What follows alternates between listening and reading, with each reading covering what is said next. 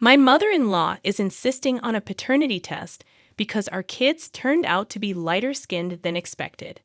She's accusing me of being a cheater, but I have no desire to take the test just to prove myself to her. To make matters worse, my husband is starting to doubt the situation. It's surreal for me to share this story since I'm usually the one reading about family drama on here. I've always been the reader, not the contributor. However, now the tables have turned, and I find myself seeking advice. So my mother-in-law pushed me into taking a paternity test for my baby, and I'm contemplating revenge. Before delving into the revenge plot, let me provide some context. I'm a nurse, a wife, and a new mom to 1-year-old twins. My husband Dave and I met 3 years ago while studying at the same university. Despite initially being just friends due to other relationships, we eventually became a couple. Our relationship faced challenges, particularly with our parents. My dad had reservations initially, but he warmed up to Dave. On the other hand, my husband's mother, now my mother-in-law, never liked me. Her disapproval stemmed from her colorist views, as she wasn't thrilled that her son chose a dark-skinned woman like me. The relationship with his parents, especially his mother, posed difficulties, but we persevered. Fast forward to the birth of our twins, and things took an unexpected turn. Despite both of us being dark-skinned, the twins emerged with light brown skin, hazel eyes, and a different hair texture. This raised eyebrows and led to doubts about their parentage. Even though I had a normal and comfortable pregnancy, the unusual appearance of our twins sparked suspicion. I assured people that their features would likely settle into a more familiar look over time, given some family mixing on my side. However, as months passed, their hazel eyes persisted, and their light skin showed no signs of darkening. Now I'm grappling with the demand for a paternity test and contemplating how to deal with my mother-in-law's accusations. So, the snarky comments escalated after the first time I heard a blatant accusation. It happened during the twins' 6-month get-together, a family gathering we organized. One of the aunts remarked on how the babies hadn't darkened and now looked more like a milk chocolate mix than a dark chocolate mix, making a clear accusation of infidelity. What bothered me more was my husband's silence, a tacit agreement with the accusations. The accusations continued throughout the function, with family members making similar comments. By the end of the night, I was exhausted and frustrated. My husband chose to leave me to manage the twins as he went off to play games with his cousins. When the babies wouldn't stop crying and I asked for help, my mother-in-law suggested I call my actual baby daddies and stop embarrassing her son. That was the breaking point. A heated argument ensued, and I ended up staying at a friend's that night. The arguments persisted, and whenever I was around the family, my mother-in-law made sure her suspicions were heard loud and clear, regardless of the audience. This went on for a month before she began pressuring me to get a paternity test, which I adamantly refused. I thought she'd eventually drop the issue, but it only intensified. Frustrated, I confronted my husband, hoping he would deal with his mother. To my dismay, he sided with her, insisting I take the paternity test. When I refused, he threatened divorce and kicked me out. It was a devastating blow, equivalent to him accusing me of infidelity. Reluctantly, I agreed to the paternity test. On the day of the results, my mother-in-law invited the entire family over, seemingly eager to witness my embarrassment. However, when my husband saw the results, the embarrassment shifted to her. The undeniable proof confirmed that the twins were indeed ours, exposing her as a paranoid mother who took out her issues with me on the grandchildren. While I felt a hint of smug satisfaction, the fact that my husband needed a piece of paper to prove my fidelity lingered in my mind, making it challenging to genuinely appreciate the victory. So I had to leave. It was necessary to stay with a friend for a few weeks, explaining to my husband that I needed space. He clearly wasn't thrilled about it, realizing the gravity of his actions. However, I made it clear that it was either that or divorce. I needed time until I could look at his face without a hint of resentment for not believing me enough. Once I felt ready to return home, things resumed to our routine, but I was never fully and truly present as I once was. The almost non-existent libido served as undeniable proof of the lingering unease. The twins had turned 1, marking about 5 months since the incident. Recently, something happened, and I'm uncertain if I'm making the right decision. My husband had a work-related accident last month, losing a significant amount of blood. It was a scare I hadn't prepared for, and despite the betrayal, the thought of losing him terrified me. Upon learning that he was otherwise okay and only needed a blood transfusion, I thought everything would be fine. However, my shock deepened when I discovered that neither of his parents had his blood type. His mother, Mathis, was type A, and father-in-law, Kevin, with type AB, while my husband, Dave, was type O. For those unfamiliar with blood types, an A or AB parent should not result in an O-type child. The child should have an A or B blood type. This raised suspicions, especially when Chris, a family friend, offered to donate and turned out to have O blood. Chris, despite being a brown-skinned black man, came from interracial parents, making it plausible for him to be my husband's biological father. This could explain the biracial genes that might have mixed with my own diverse gene pool, contributing to our kids' unique attributes. Despite the initial desire to resist snooping, the need to address the unnecessary rift in my marriage prompted me to investigate. I confirmed my suspicions, and 6 days ago, I decided to take the next step. As I was taking care of lunch for my recovering husband, Mavis, my mother-in-law, walked in, sparking an argument. She criticized me for not having prepared the lunch earlier, conveniently overlooking the fact that she delayed things while shopping for the necessary items. This encounter fueled my determination to uncover the truth. So after that humiliating encounter, I reached a breaking point. Now I find myself sitting in my car, clutching an envelope that holds the potential to shatter my mother-in-law Mavis's life and turn my husband's reality upside down. I'm not entirely sure why I'm sharing this, considering I've already made up my mind to seek revenge. Perhaps I just need someone, even a random stranger online, to validate that what I'm about to do is justified. However, by the time I come back here, a week from now, I'll probably have already executed my revenge. See you all then. Update number 1. I went through with it, and it felt strangely satisfying. I read your messages, and I noticed some agreed, while others did not with my plan. Regardless of the opinions, it happened. I did have second thoughts when I arrived home.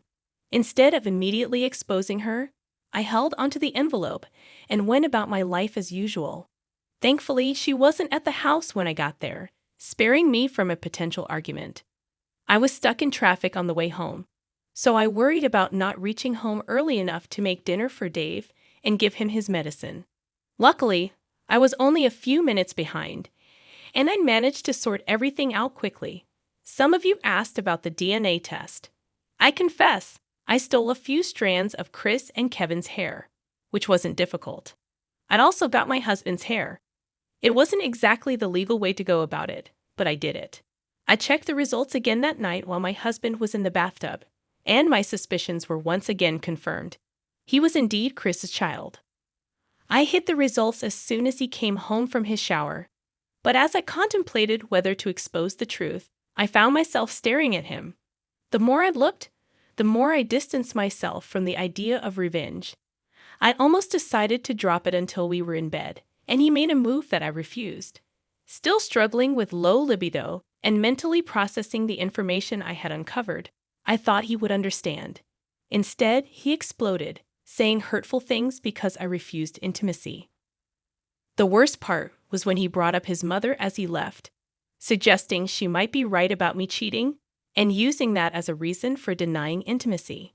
This revelation indicated that he had been discussing our intimate life with his mother, adding another layer to the betrayal, which I found disturbing, but he was still taking her word and accusing me of cheating. This was the catalyst that made me change my mind and partly led me to expose her secret. Another factor that solidified my decision was when he stayed over at her place for several days. When he returned home, I found one of the dress shirts he unpacked from his luggage, and had makeup stains clearly of a different shade than any of the women in our family. I chose not to confront him at that moment because it wouldn't make sense. Instead, I quietly plotted and waited for the perfect opportunity, which presented itself today. A cousin of Mavis had a baby shower and a gender reveal party, providing the ideal setting as the entire family was present. I patiently waited until right after the gender reveal and sent a photo of the 2 DNA tests to my father-in-law Kevin's phone. It didn't take him long to explode, storming through the back doors likely from the kitchen, and then confronting Mavis by throwing the phone in her face, demanding an explanation. The entire party turned their attention to the commotion, with some men moving towards Kevin, concerned that he might resort to violence. Although I was sure he wouldn't hit her, I stepped back and watched everything unfold. Mavis's initial confusion quickly faded as she saw the contents of the phone. Normally adept at lying and acting, her face betrayed the truth. Kevin didn't need words to know that whatever the picture showed was not a lie. He erupted into shouts and curses. It didn't take long for the entire party to learn that she was an absolute cheater. Chris tried to calm the situation, but Kevin, fueled by anger, directed his violence towards him first. The scene was chaotic, and I maintained an appropriately shocked expression to avoid suspicion, even though I had the urge to burst into laughter. My husband also jumped into the fray, resulting in him getting hit in the face and reopening his injury. While I should have felt sorry, given what he had done and said, I couldn't help but feel that he deserved it. After dedicating years to him, he chose to listen to his mother and accused me of the worst possible thing. The discovery of the makeup stain, clearly not matching any family members, made it evident that he was also cheating. I wouldn't be surprised if he took advice from Mama Dearest and did just that. She had always made it clear that he should have chosen a white woman, claiming his life would have been easier. Anyway, nobody wanted to involve the police because all those involved were black, specifically black men. The family had to physically intervene to separate the group. However, with Chris's ego bruised from getting beaten up and a bit intoxicated, he resorted to verbal violence and blurted out the entire twisted history of how it all went down. Here's the breakdown. Kevin grew up wealthy, while Chris grew up financially strained. They met in high school, and despite Chris' initial jealousy, he recognized that Kevin held the key to numerous opportunities. They became close, sharing similar tastes in women. Enter Mavis, who, of course, went for the one with more financial stability, Kevin. They dated, but all the while, Mavis secretly desired Chris, as she sought the mixed-race aspect. Kevin was fully dark-skinned, while Chris had a smoother brown complexion, not entirely light-skinned but enough to indicate a mix of races. They carried on a clandestine affair while Mavis got pregnant. They schemed that if the baby looked enough like Kevin, they could claim him as the father and enjoy the benefits of Kevin's opportunities. If not, they would have to say goodbye to those advantages and try to make it work. Luck seemed to be on their side, as the baby looked just like Kevin, securing their access to opportunities. Kevin, unknowingly, married Mavis and helped his best friend Chris build his own business, achieving their respective desires.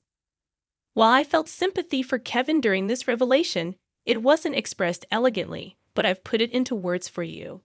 Kevin nearly lost control after learning the truth, but his family intervened, carrying him away to prevent further damage. Mavis, in the meantime, was visibly distraught, knowing that Chris was already married with a family of his own. After these revelations, we headed back home. I had to drive and put the babies in their car seats, since my husband was a mess throughout the journey. I didn't bother trying to talk to him when we got home.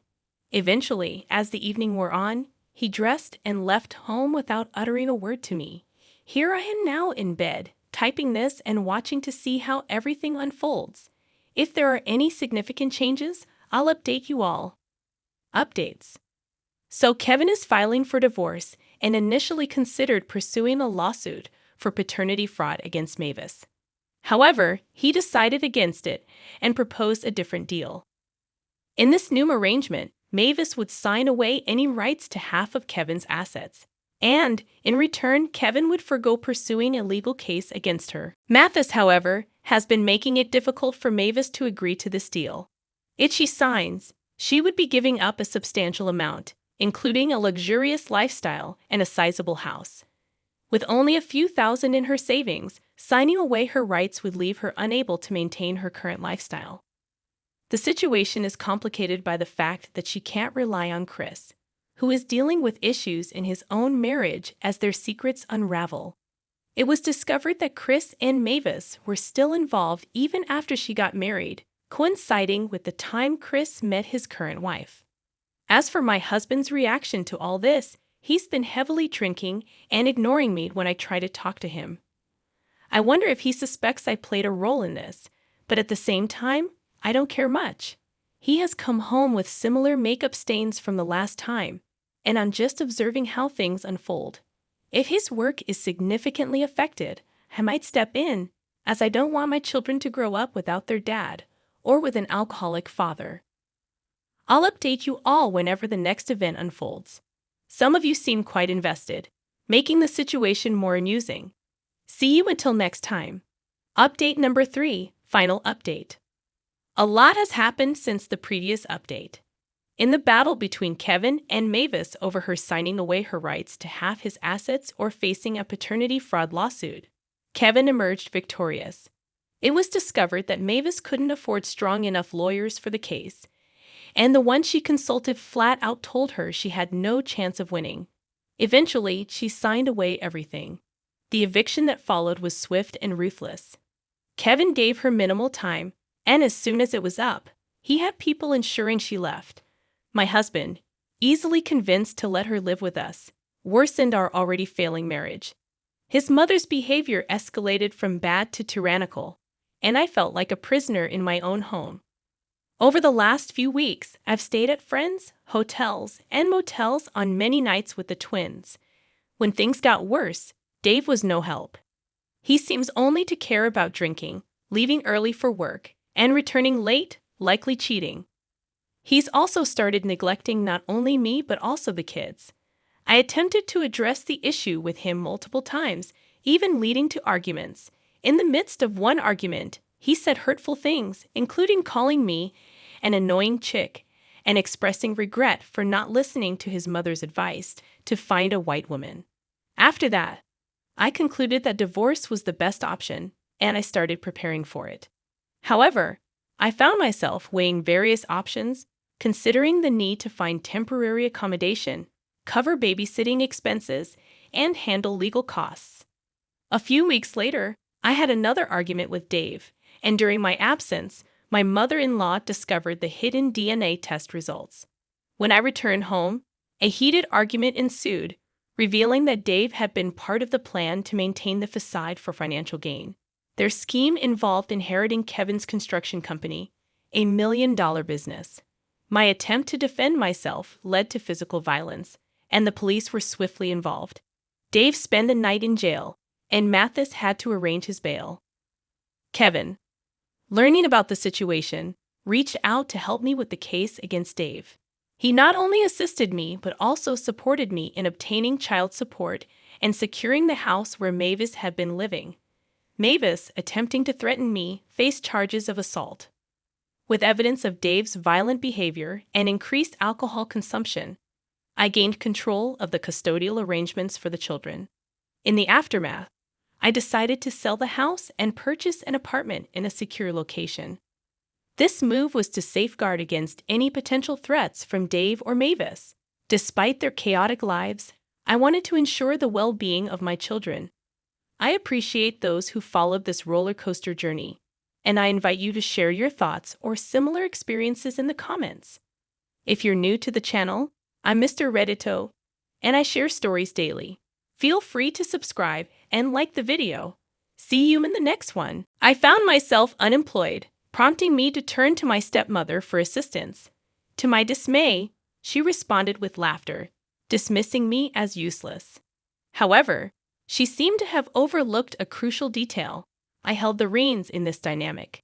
Despite my initial reluctance to share this story, the twists of life led me to this throwaway account where I could vent my frustrations, anger, and disappointment. Allow me to set the stage for a better understanding of my situation. I had a thriving career at a major magazine company, affording me a comfortable lifestyle that I had always aspired to. My father, a dedicated worker, instilled the value of hard work in me. Unfortunately, unforeseen circumstances led to his job loss, leaving us grappling with financial uncertainty. Enter my stepmother, with whom I maintained an on and off relationship. One might assume that, given my father's unemployment, she would step up. However, that assumption proved incorrect. Accustomed to a life of homemaking, she had been granted this luxury by my father, who believed his income sufficed. The blame lay with him for fostering this mindset. In an effort to support them, I took on the financial burden, covering their rent, groceries, and other essentials. I even secured a personal assistant position for my stepmother at my workplace, hoping to ease the strain. As she settled into her new role, life took an unexpected turn, prompting me to share my story here. Fast forward to a day at the office, engrossed in writing an article, when my stepmother, wearing an uncharacteristic smile, entered. Despite her infrequent displays of joy, she proposed a lunch outing, citing our lack of shared meals since her employment. While perplexed, I agreed, only to have my colleague Jane express concern about the unusual invitation. As we sat down at a nearby restaurant, engaging in small talk, my stepmother's motive came to light. She thanked me genuinely for securing her job, a gesture I had never anticipated from her. The unexpected turn continued as she expressed a desire to improve our relationship, acknowledging her past behavior and lack of maternal instinct. She attributed this to a traumatic childhood, a revelation that softened my perception of her. We concluded lunch with a mutual commitment to working on our relationship, a revelation that warmed my heart. Despite the rocky history, the prospect of a closer bond with my stepmother became a source of happiness. Returning to the office, I chose not to disclose this development to Jane, knowing her skepticism could overshadow the potential for positive change. Everyone, including my stepmother, deserved a fair chance at redemption and connection. Update number 1. My life currently resembles a roller coaster, with everything seemingly falling apart. I question whether I can even fix the chaos unfolding. It's been a few weeks since the lunch date with my stepmother, and things have been progressing positively between us.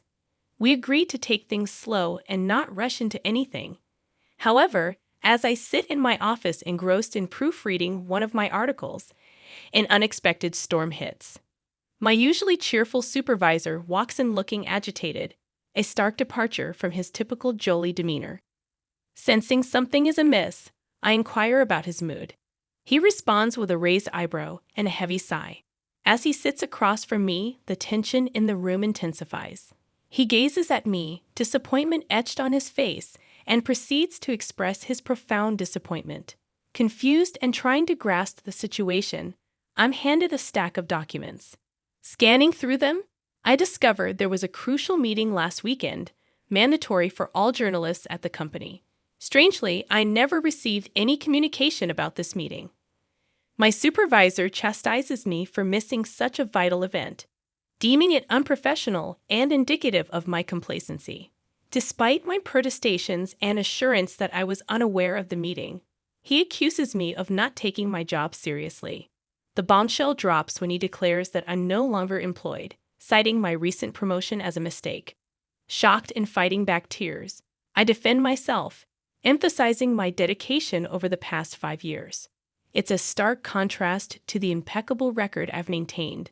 Nevertheless, he remains resolute, demanding my departure within the next 10 minutes, threatening to involve security if I resist.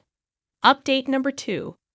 As I hastily pack my belongings, emotions run high. The unfairness of losing my job without a chance to explain or defend myself weighs heavily. In my car, the tears finally flow as I grapple with the reality of unemployment. The impact on my ability to support my father and the dashed dreams of a luxury car from my savings further compound the despair. Update number 3. Reflecting on this harsh lesson, I realize I placed unwarranted trust in people. The disappointment of betrayal stings, especially as my stepmother remains conspicuously absent during this challenging time. A week post-termination, only Jane has reached out to check on me, highlighting the true colors of those I once considered close. The realization that my stepmother hasn't bothered to inquire about my well-being, despite knowing about my job loss, adds another layer of disappointment.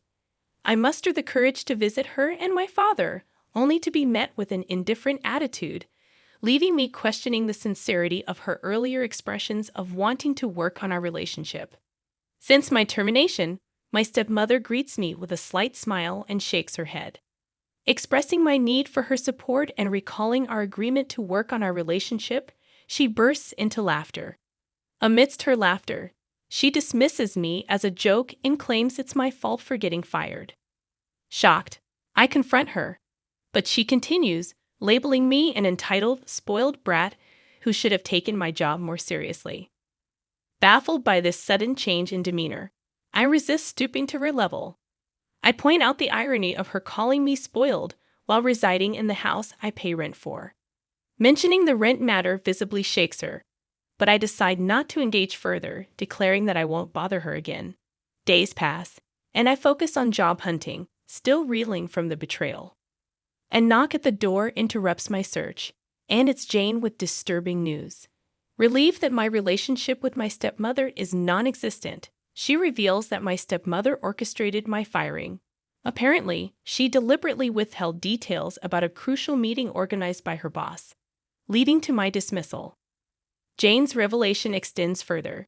She caught my stepmother and my former supervisor making out in the office a few days ago. The shock hits me as I grapple with the realization that not only did she get me fired, but she's also cheating on my father with my ex-supervisor. Update number 3. Armed with this information, 2 weeks pass as Jane and I gather evidence to prove my unfair dismissal and expose the affair. In the past week, Jane has been instrumental in helping me schedule a meeting with the CEO, human resources manager, my stepmother's boss, and my former supervisor. As we gather in the boardroom, tension fills the air. Upon my supervisor's inquiry about the presence of others, I assure him that everything will be revealed soon.